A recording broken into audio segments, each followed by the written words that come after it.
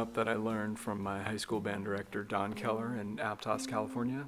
It's designed to incorporate a number of elements that are important in jazz. The offbeat accent is one critical feature. Playing all the major, the Dorian minor, and the Mixolydian scales from memory.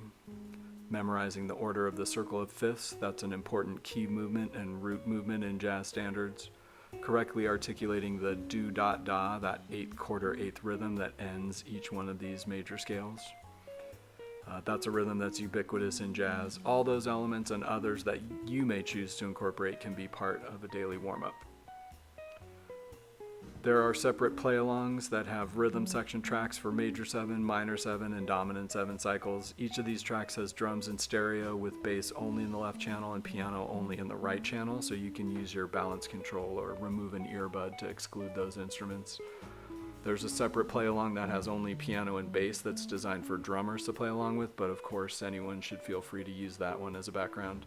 Each track starts with the chords on a C concert root note and goes around the circle in ascending fourths or descending fifths, if you want to think of it that way. The exercise is played as quarter notes, but the goal is to incorporate this same phrasing at the 8th note or even the 16th note level.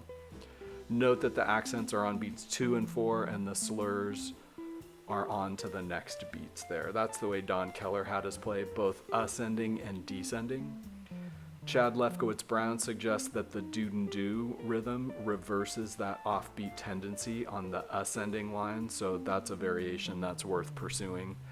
But we're not robots, so you're never going to exclusively do one or the other of those.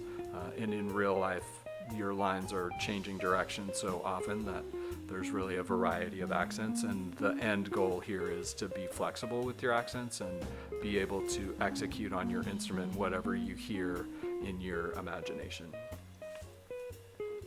There are links in the description to specific demonstrations for other instruments, and each instrumentalist will discuss the idiomatic considerations for his or her own instrument.